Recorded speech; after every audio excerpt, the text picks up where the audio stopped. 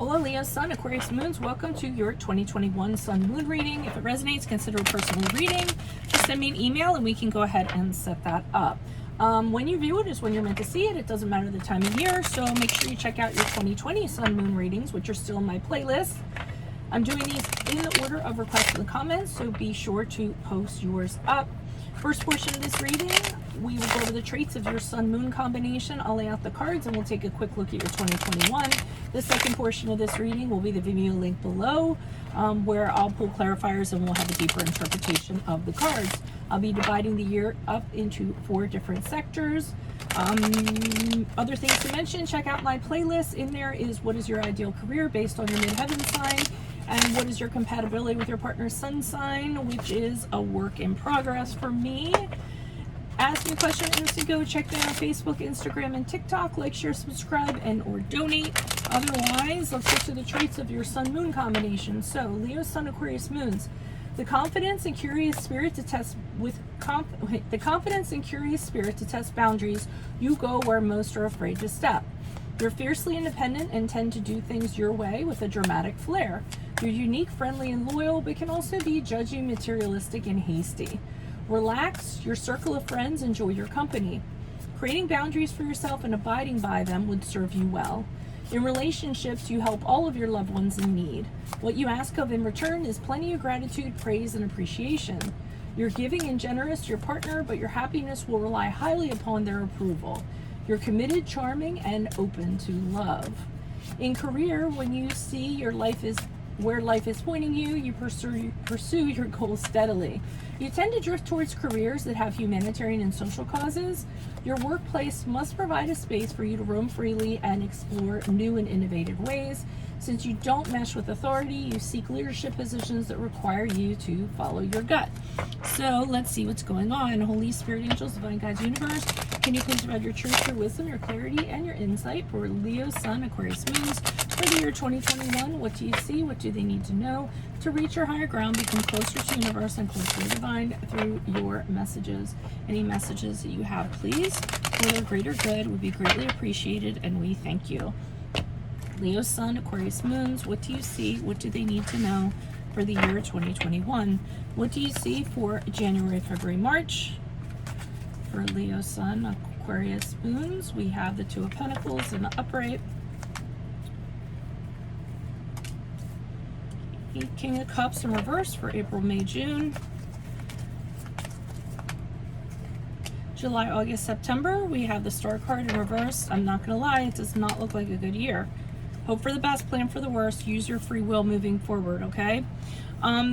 So we start off with the Two of Pentacles in upright, and we also don't know what the clarifiers are going to say when we go into the Vimeo. But for right now, what I see is in January, February, March, you're trying really hard, super hard to kind of keep something afloat, keep something going, inject energy into it, make it happen. I mean, you're struggling. Now, you could be struggling financially, you could be struggling in a relationship, trying to hold a relationship together, but whatever you're doing, you're feverishly trying to kind of make it sort of work out.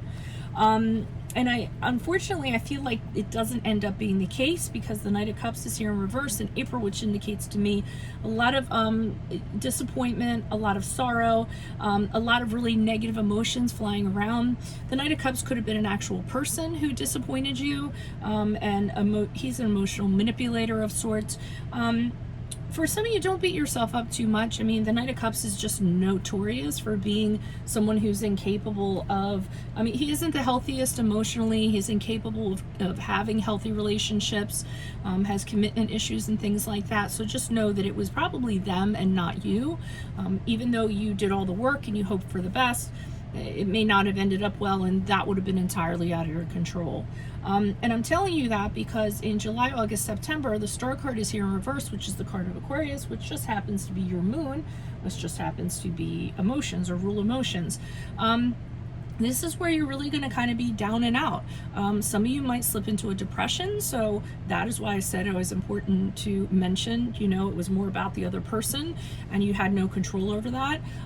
You might be losing hope. You might feel like, you know, there's no point, all this kind of negative chatter kind of going on, feeling like that life or relationships in general just are too challenging for you. So, I mean, I'd really like to see you go into 2021 kind of looking at these messages, and if you come upon them, you'll know what to do and kind of flip the script, right? We're hoping. Because this really is starting to have no faith and not even seeing light at the end of the tunnel. And I get worried when that card shows up a lot of times, and a few other cards, because, you know, slipping into a depression can really sneak up on you and snowball. So you have to be really aware of it. Now, the good part, and I think it is the good part, and we'll know as we pull clarifiers, we have the Seven of Swords here in reverse for October, November, December. So I almost feel like whoever this person was is going to get exposed or found out.